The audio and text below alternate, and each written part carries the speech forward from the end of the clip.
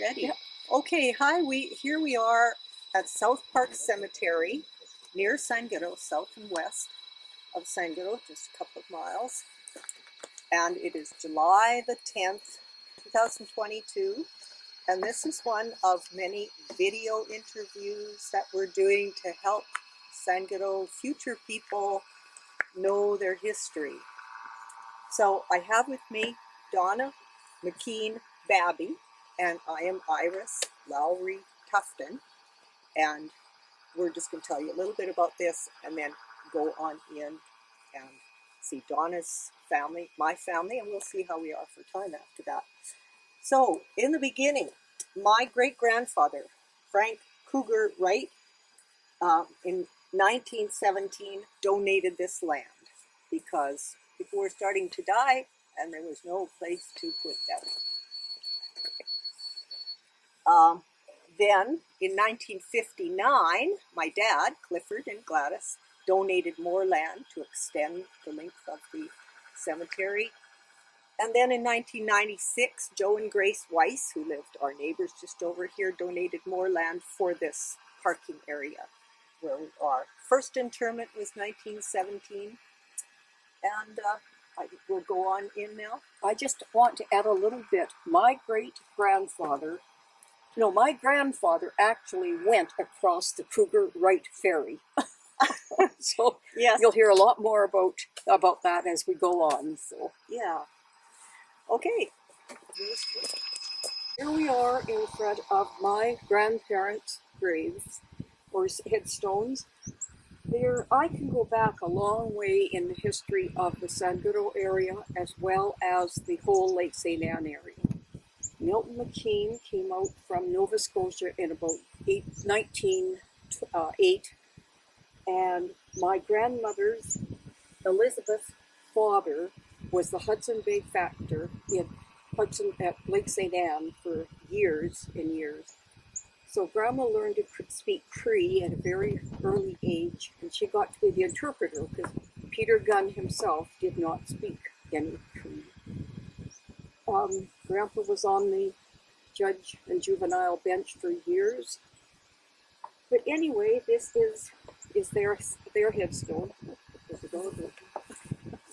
Your Elizabeth's father was the very first factor, was he not, for the Hudson's Bay? I think he was, yes. Yeah.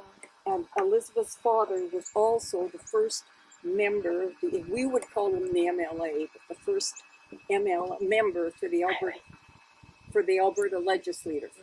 Yeah. I want you to move it. In the Alberta legislature. And then also my grandfather was a member of the UFA government for a short time in there. So that is... Can you just tell us briefly, I'm interested in the factor, the Hudson's Bay factor. Okay. What was their job? What did they do? They ran the store in Lake St. Anne. To start with, Peter Gunn went up to Fort St. John, and that's where my grandmother was born. She was the first white baby born up in the Peace River country. And then they had several children, and they came back to Lake St. Anne in 1900. So that's how far back I go in this. So so then they had the store and the post office, and at that time Lake St. Anne was quite a thriving little community. It had a pool hall, it had a garage, it had a store, it had a couple of churches, and then my dad was actually born in Lake St. Anne. So that was, I go back, and we have gone back to the pilgrimage a few times just for the sake of going. I don't know that we'll go this year or not. But so that's great. My history there. Move on to your parents. This is the tombstone of my parents, Douglas and Doris McKeen. My mother's name was Griffith. Her maiden name was Griffith. And very briefly, if anybody lived in the Sangudo area from 52 on, they would have known her as Janie. Everybody called her Janie. Yeah. So I'm sure Iris will relate to that. For sure. My dad was an auctioneer from 1943 until about the spring of 80 when he had a stroke. It was devastating for Dad to have a stroke because there was never a stranger in my dad's life. It was always somebody he hadn't talked to. He was a businessman at the first business he ran. They ran the elevator, the UGG elevator, right in Sangudo at the time. And then he and Pat Kerr started a machinery business, a car dealership, and up in the village of Sangudo on the corner, well, yeah, the first corner as you come in, there was a big white garage there. In that, then he was auctioneering. He ran as a Liberal member of the legislative. He did not get in, but he knew a lot of the people. So that's a brief history. Yeah. I actually worked for your dad. Did you? When he was auctioning. Okay. Yes, at the auction mart in, I think, our first year of marriage, when Elf and I were married. And I learned math from him. Quick math in your head. Because he could, if you had a dozen pigs at whatever dollars it was, he could have that in his head before I wrote it down and carry the one and so on. It was quite funny. But yeah, an amazing man. I enjoyed. My dad, most auctioneers don't last that long, and I guess we tend to talk about his auctioneering because that's what he did. Yeah, that's what people would know him for. Yeah. I ran into a lady the other day that is as old as I am, and she told me her maiden name, and I said, well, then you would know Doug McKeen. Oh, I remember him. He had an auction sale for us. Oh. So then I can say, yeah, that was my dad. Yeah. You know. Well, he was sort of the voice. If there was any kind of event going on and they needed a speaker, he would be the one. But much respected couple. Tell us about your family, because this is where I come in. Yeah. I mean, your siblings. Yeah, right. I had two brothers, one brother older than I am, and one brother 9 years younger, that grew up in Sangudo more so than the rest of us did. I left when I was 18, and my brother was about 17. And it's interesting, I would say I have a brother, and they would not know whether I was talking about Doug, because that was my younger brother. A lot of people knew Doug and I, but they didn't know Peter, because Peter left home too quickly, or too young. But young Doug was Dougie to us. Yeah, Dougie. He was our friend, part of our group of friends. My best girlfriend and Dougie went together for quite a while. He was actually a part of our wedding group. He was one of the groomsmen for us. Yeah. And so then I went in nursing, went in training, and that was when you had your 3-year program and you lived in residence and you worked 6 days a week for $10 a month. We'd have to get that in. Yeah, that was our stipends that we got for being there. And after I graduated, I worked in Marathon for a year, and that was a real education. You come out of a big hospital where you're not allowed to do anything until you're told to. You get to a hospital the size of Marathon, and this is when you're expected to do these things. Your start IVs. You don't really know what you're doing, but boy, are you expected to learn quickly about what's going on. So I spent a year there, and then hi dog, and then we were married in '60, so I've been married to Walter Babiy for 62 years. We have 2 children. One is in Edmonton and was in road building for a long time, or asphalt paving for a long time. And our daughter is a helicopter pilot, so I can't say where she is most times because it just depends on any given day as to where she is. So. Would you say a few words about the book that Walter wrote concerning the event of the hockey players? Okay. Walter did not play hockey this past year, but that is and he was 89. It's the first year that he has not played hockey since he was about 10 years. I think he says he played in 90 decades practically. Wow. He was, or 80 anyway. Yeah. And then his highest level was he played for the U of A, the Golden Bears. And in 1993, a friend of his asked if he would be involved with bringing a Ukrainian hockey team to Western Canada. And Walt thought, oh, there can't be too much to this. Yeah, there turned out to be a lot more to it than what we thought there was going to be. We had to find billets in Edmonton. They played a game out here, and it was one of the times that some of the people here first heard Ukrainian national anthem sung. Mike Warbeck sang it at one of the games. And then he spent months with that team, it seemed like months.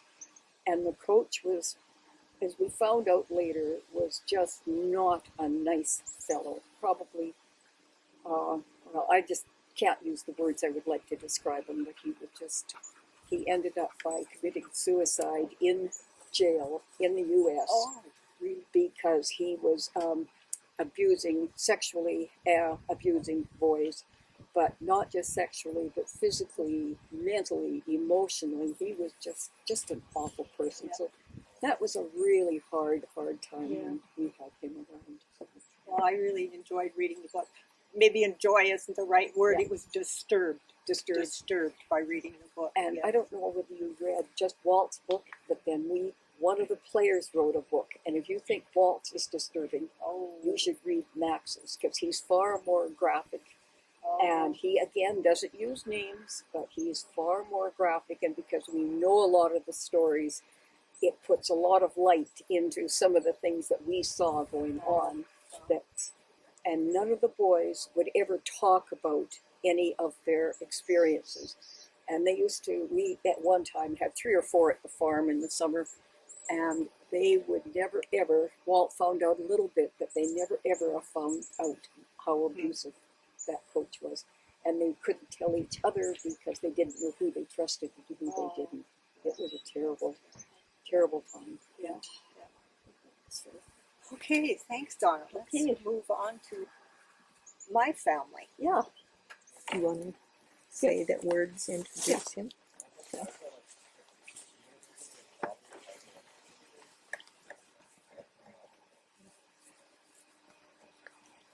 We're standing here looking at a headstone, Alex Sable.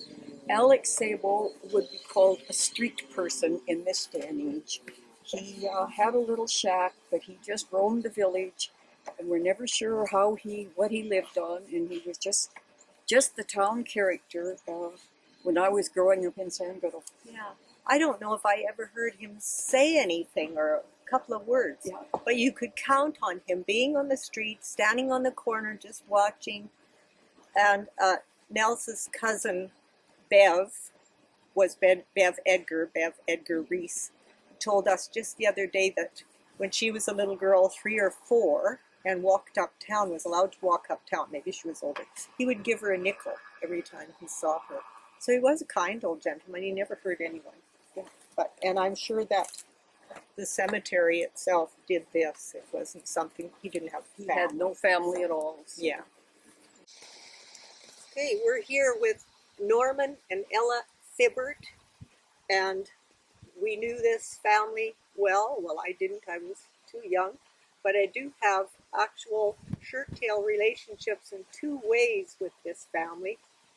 On my dad's side, my dad's much older half-brother, Uncle Earl, was married to Norman's sister, Irma. On my mother's side, it goes through the Fortons, because one of Norman's sisters, Myrtle, was married to Les Fortin. And then young Wayne Fortin, younger brother to Carl and Harvey, his wife was Irene Hanson, and Irene's 2 sisters were married to 2 of my mother's brothers. So in 2 ways, Shirtail related to the Thibberts. But we always knew the Thibberts through the post office. He was postmaster for many, many years. And Donna, you tell us where that was. The post office at that time was right where Peaches and Green is on Main Street. Langston and Risha's store used to be across there, and then they were on the Louder. They were on the the east side of Main Street. So I know that at one time he built on or expanded. Lily tells that in her book, Heavens to Betsy.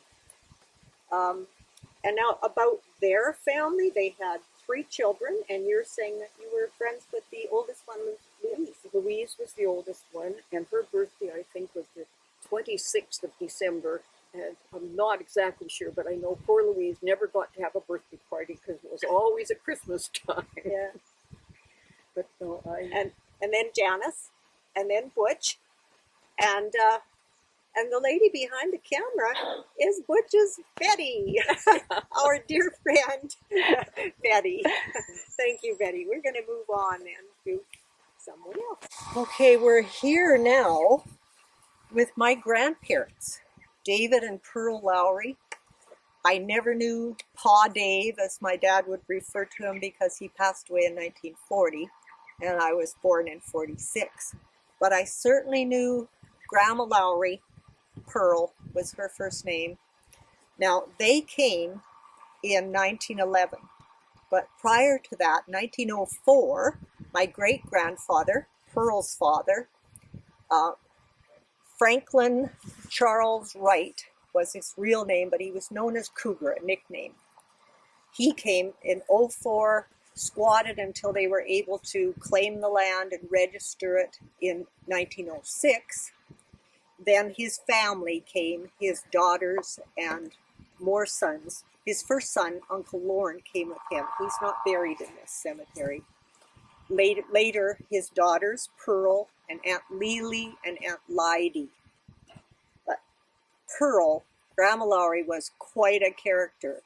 And she looked after the ferry. It was a stopping house. It's just down our place now, still in the family, just down over the hill. And the ferry was there from 1909 to 1935. And in 36, it was floated on down to Sangudo when they didn't need it here anymore because the road went in through Sangudo, so there was no more traffic through this major route. We were the main route to the north, through to Whitecourt and beyond.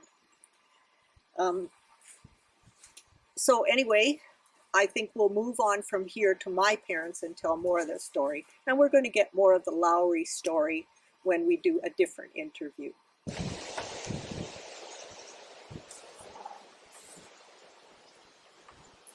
Okay, I needed to say something about the Kaminar name. This is John Kaminar. He was a bachelor who lived north of town and farmed there. But our connection is through his nephew, Mike Kaminar, who came to live with him in the late 50s. And Mike and my sister Mavis were very good friends. And together with 2 other young people, Ron Cotton and Maxine Latan, they formed a band called Ron Cotton and the Satellites. Ron could sing Elvis songs just like Elvis and do all the moves, and all the girls screamed. But Mike was a guitarist, an unbelievable guitarist, and they did very well as a band. Then Mike went on to go back to the States. He actually played with some very famous people at some time or other in his life, and he kept on with his music. Then he found us in recent years on Facebook, and many of our former schoolmates became friends with him, and unfortunately he passed away just within the last couple of years. But Mike was a little short guy, but he was an athlete, an unbelievable athlete. Whatever it might have been, he was a winner. He was just an unbelievable young man who ended up with kind of a sad ending. I think he lived in an RV, in a motorhome in California. That was our Mike.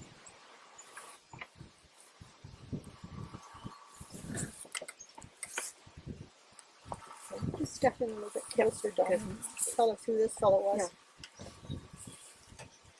We're standing above Bill Hellam's stone right now. Bill Hellam had the blacksmith shop in Sangudo for years and years. It was located just as you came in on the main road, and just on the west side of the road. right next to Curran McKeen's garage. That's where we got to know him. I went to school where Ray was a little bit younger. I did know Ray, and then Doreen was very sad. She lived her life in a wheelchair, and probably as kids we weren't nearly as compassionate as we should have been. But I remember her coming to school in a wheelchair. She was polio victim. Oh, was she polio? Yeah. Okay. I believe that was the case. Yeah. Okay. And she went to school in Bonnyville. Okay. I found that in the history book as well.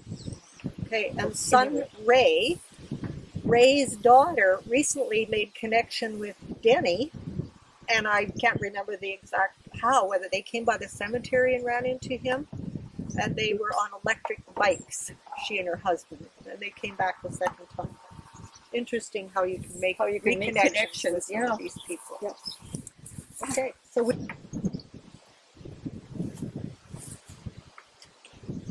Donna, will you tell us what you remember about Helen Heckel?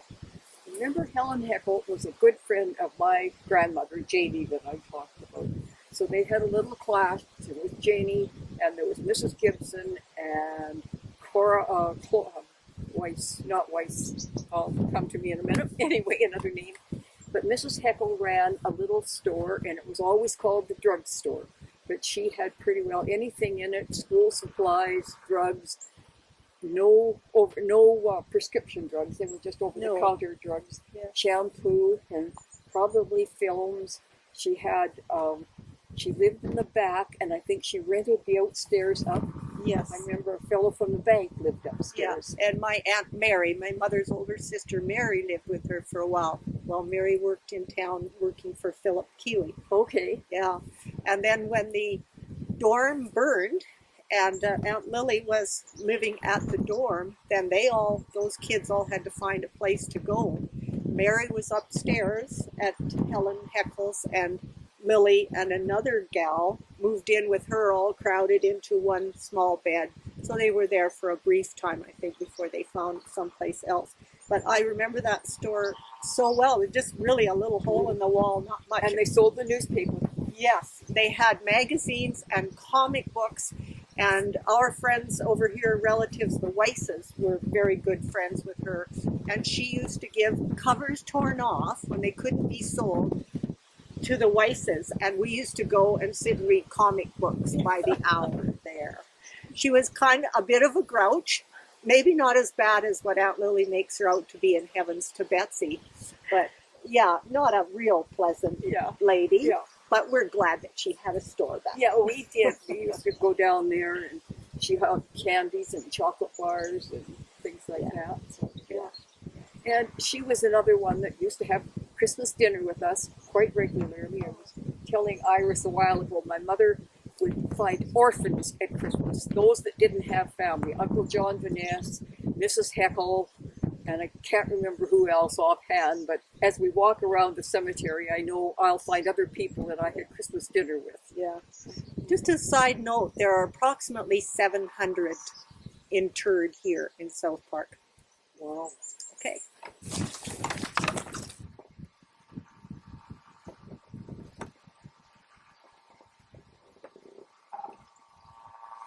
Okay, these are my beloved parents, Clifford and Gladys Lowry.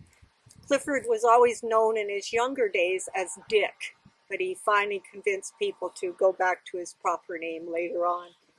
But my mother was Gladys McIntosh of the Meadowview area, one of those 15 children, 13 of whom grew up to adulthood. And she actually came to work for the Lowrys here at the ferry, and that's how she knew my dad. Probably had met him at dances as well.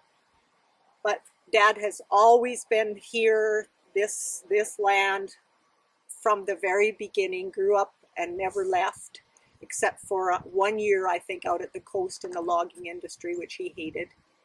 And all of the rest of his family did go out there and stay in the logging business. But to begin with, Dad was the youngest son of the second family of Grandma Pearl Lowry, who was married to Dave. Her first family consisted of 2 children, Earl and Florence. And I'm going to talk about Florence here in a moment.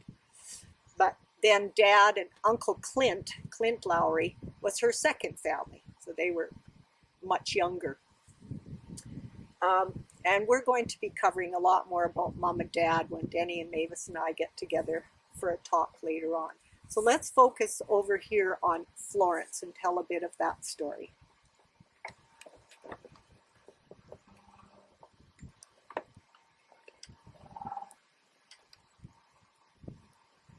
Okay, I never would have known the story of Florence except for Aunt Lily writing the book Cougar's Crossing. And what sparked that book was the event that happened when Mom passed away in October of 1998, and the boys in the family were here to dig her grave. And as they were digging her grave over in this area, they hit bones. They hit femur bone, laying the wrong direction, where they're supposed to be facing to the east, facing east and west, but his bones were this way. They knew something was wrong. They ran down to tell Dad, who is, of course, the caretaker of the cemetery, as my brother Denny is now. And he told them what he knew, which was very little. He knew that his much older half-sister, Florence, had been murdered. It was a murder-suicide with her husband in 1921. And I found out the rest of the story by going to the Alberta Archives, finding the police report, and then we had so many details. So Aunt Lily had to revise the book to tell the truth and make it true. There were two little girls involved, a 3-year-old or nearly 3-year-old and an 11-month-old who survived this event. They split those little girls up, and one went to live with Florence's brother, Earl and his wife, Irma. They were just about to have a baby. And the other one lived with Grandma Lowry and my dad. So my dad was 3, same age as Beatrice, the older little girl. But Opal, the baby, 11 months old at the time, came to live with them. So they split those girls up. We still don't know to this day when those girls learned that they were sisters. But we think not until they were older. They never knew from the beginning. There's much more to that story. It's all part of the book Cougar's Crossing. The man involved here, William Jarvis, or Billy Jarvis as he was known, was not actually born in 1900, as we found out later. He was 8 years older than her. And he was from Chicago. He wasn't from around here. There was no family of his. My family, my ancestors, refused to handle his body or accept him to be buried here. So we think that the neighbor who was charged with being his executor took care of that. If you can imagine 1921, this was probably all overgrown grass and bush. It didn't look anything like it does now. She would have been born in the daytime in a lovely, expensive casket, as they said that they were buying for her. He was probably brought in that night and perhaps buried by lantern light, and that's how we think he was buried the wrong way. They probably just saw a mound of dirt here. So anyway, much more to that story in the book Cougar's Crossing.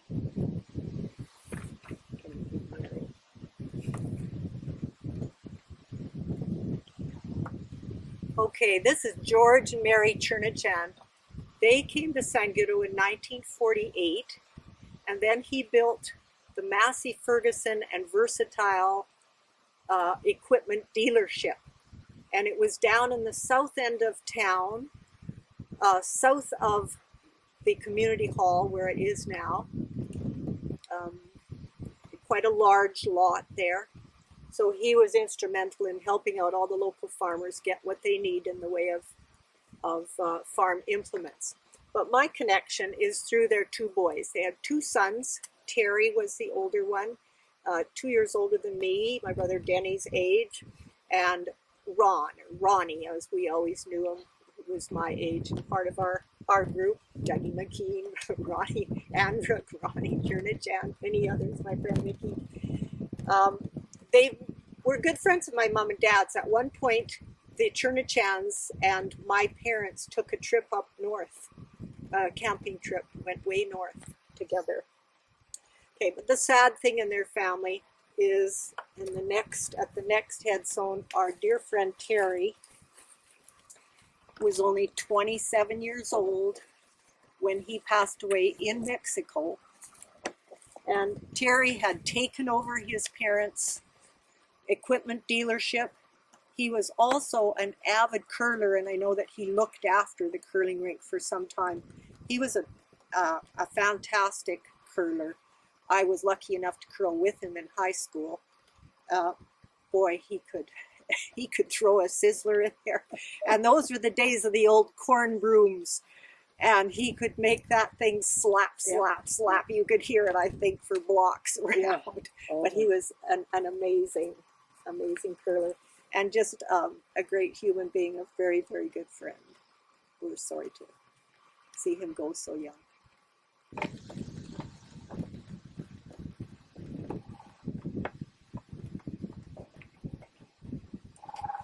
Okay, we've been partly on a theme of former Sangudo business people, so we can't go by Ray Friend's stone here without telling a bit about him.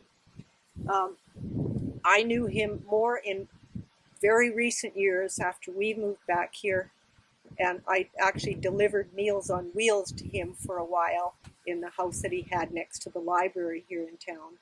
But he lost his dear wife, Fran, and let's see, 2003. Most people around here know him by Ray's Auto Repair, and now his son Danny carries that on. But Ray was probably one of the most generous business people around this town for a long time, and got business from so many miles around because of their honest, reliable service. Was always a sponsor of so many things that went on. I was about to do an interview with him for this very purpose, for history's sake, and then found out that he was in the hospital and didn't make it back out. We were so sorry to say. I just have to get my 2 cents worth in. Was in Sangudo recently, needed gasoline in my car. You go to friends and they still pump gasoline. Yes, they do. And they would probably come out and rescue you too. Yeah, that's right. Yeah. I also did Meals on Wheels to Ray, and Ray and I decided we had known each other for probably 60 years almost at that time. So the Meals on Wheels always got delayed when I stopped there because we always had to have a visit. Yeah. Ray had 2 sisters that I can remember, and if I remember right, they had a store, a little grocery store, right where the apartment building is. Those low apartment buildings are in Sangudo. But I'm a little bit foggy on that, but I think I'm right. Yeah. Oh, interesting. Okay, just a few words about... Sorry, go ahead. Go ahead. Okay, just a few words about somebody else who had a business in Sangudo. Lloyd Conrad had a hardware store right on the corner across from Jim Maw's Cafe. Jim Maw's Cafe, which is still the Chinese restaurant, I guess, as it's known to yet today. But he carried everything under the sun. You could usually count on getting anything you needed there, or he would order it in. Sold, I think, a lot of home appliances and other things. Yeah. I recall one time the Conrads inviting us as the Lowry family to come to their house for waffles for supper. And I was just so, I don't recall how old I was, not very old, but I thought that was the greatest thing I'd ever seen. Never even heard of waffles, let alone seen a waffle maker. They had 2 children, Lindsay and Joni, and don't know much more about that. I know that Maybelle Lloyd went first, and Maybelle went to Stony Plain and lived in an apartment there for some time. I'm just going to add a little bit more about this. When I was young, the Conrads lived down in a house in behind the creamery, and they had to be Mrs. Conrad had to be a remarkable person. She raised 3 hearing handicapped boys. They went on to do pretty well anything. They always carried a pen and paper. They would converse with you if you needed to ask them something. Jim was a good hockey player. Either my brother or her husband, not one, or probably both of them, played hockey with or against Jim at numerous times. Jim went on to marry a gal, and their daughter went on to be a speech therapist. Oh, was that Pat? Pat. Patty? Oh, Patty, right, yeah, that name. yeah. And so who are the other brothers? The other Jim? brothers are Blair and Ray lived at home for a long, long time. And I think Blair did marry, but I'm not sure who he married or what the situation was there. But Jim lived in the community. Jim and his wife lived in the community for quite a while. They lived up where Gibsons live now. Alan and Helen Gibson live on the highway. So, yeah. But quite a remarkable family at that time. She could raise 3 Yes. hearing handicapped boys and all into good citizens.